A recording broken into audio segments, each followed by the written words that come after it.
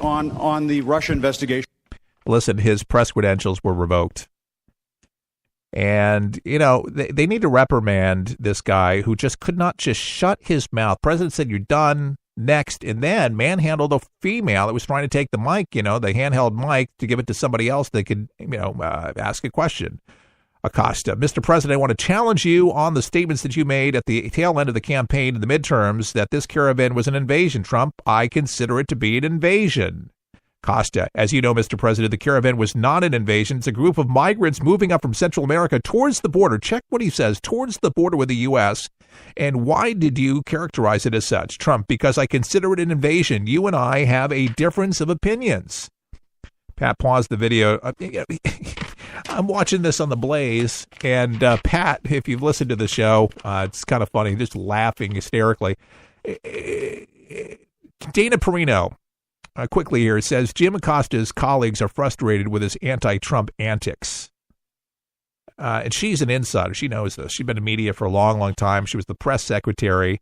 But she says the colleagues of CNN reporter Jim Acosta were frustrated with his spotlight-grabbing antics because they frustrate journalists' efforts to do their job. I do know a lot of Jim Acosta's colleagues are very frustrated, she told Wallace.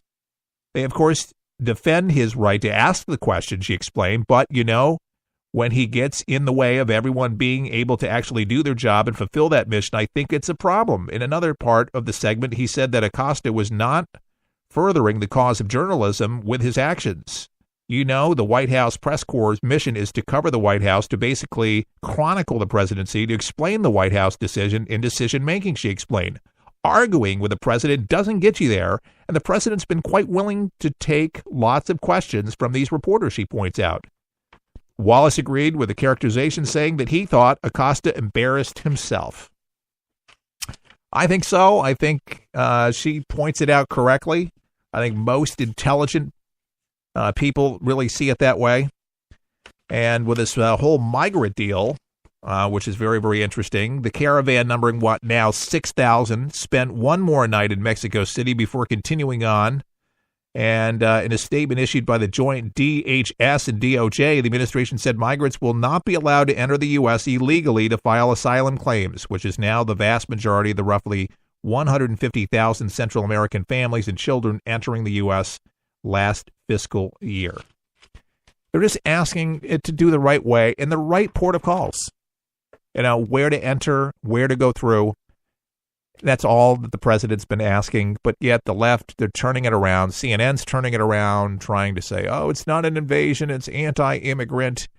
We just want them to go in the right way and to make sure that we're getting the people we think we're getting that actually need the help.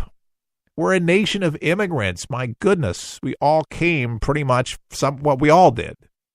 I did, your grandparents did, etc. And if you trace it back, you'll find people did it the right way.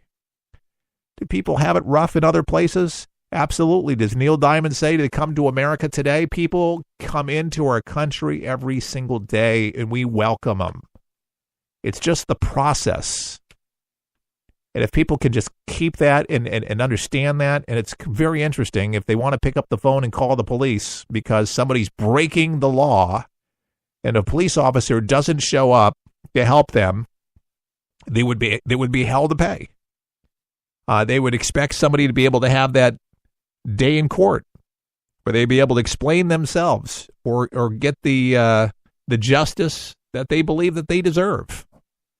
You can't just pick and choose the laws of this country, which ones you like or there's a lot of laws locally that I don't like, or ordinances that are passed that I don't necessarily agree with, trees and this and that, in this place and permits and all the red tape and stuff but their law's the law. And you have to go about doing it the right, or what's going to happen? You're going to end up paying fines and all sorts of things. And of course, nobody wants to pay those, but that's a rational mind. That's being reasonable.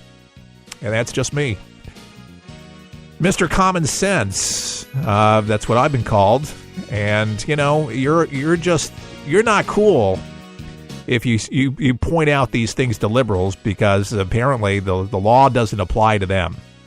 we'll see what happens with the elections here in Florida and Arizona. We'll be monitoring that, and we'll be talking about that, I'm sure, next For the People. Like to hear from you. Talk to Keith Allen, hashtag Talk to Keith Allen on Twitter. For the People Show on Facebook. You find all those apparatuses on forthepeopleshow.com, where you can listen 24 hours a day there. Thanks to our affiliates coast to coast on radio. For a listing of our affiliates, go to forthepeopleshow.com. Our podcast available 24 hours a day. And don't forget to help us out with a donation today. That keeps us on the air. We're listener supported. All the best. May God bless.